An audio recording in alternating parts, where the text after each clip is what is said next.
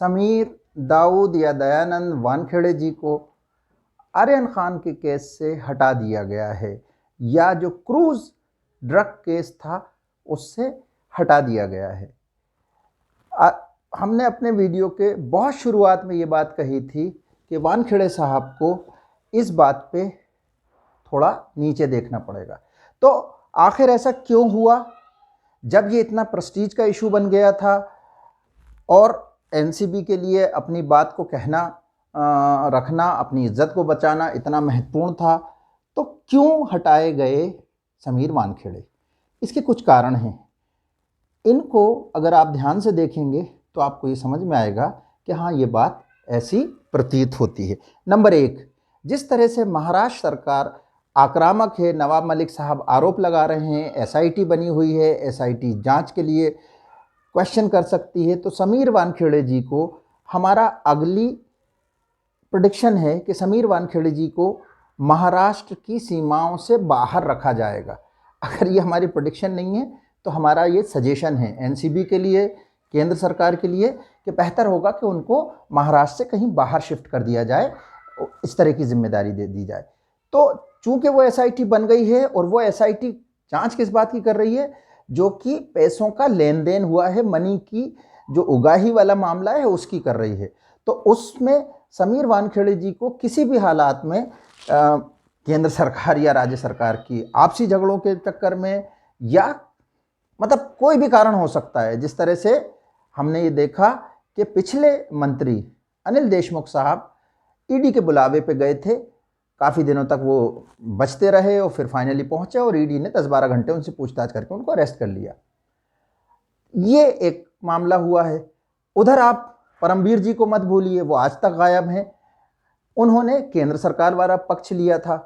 तो इस मामले में भी ये बहुत मुमकिन होता कि समीर वानखेड़े जी के लिए भी यही एक मुसीबत की वजह बनता।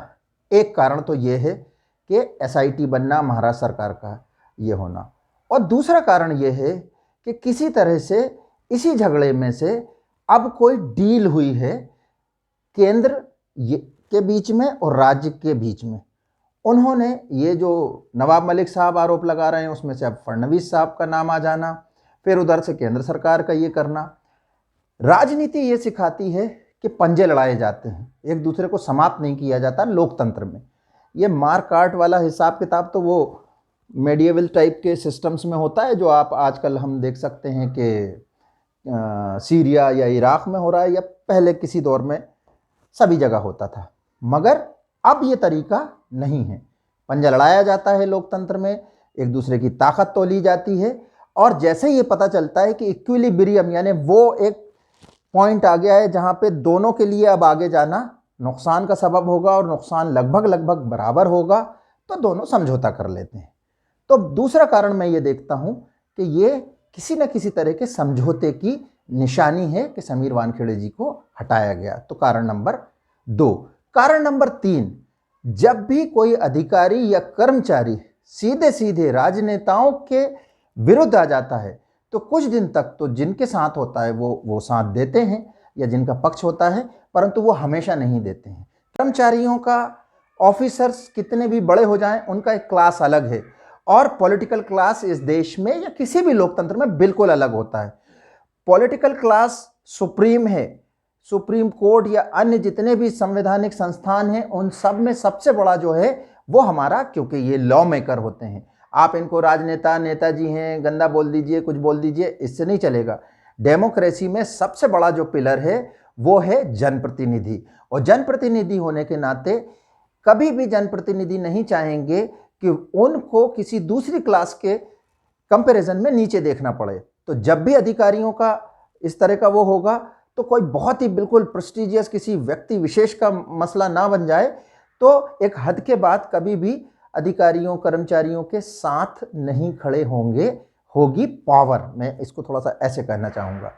तो ये भी एक कारण है। तो ये 3-4 कारण हमने आपको बताए।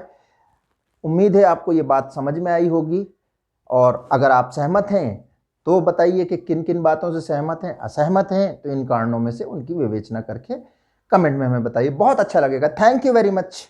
Thank you.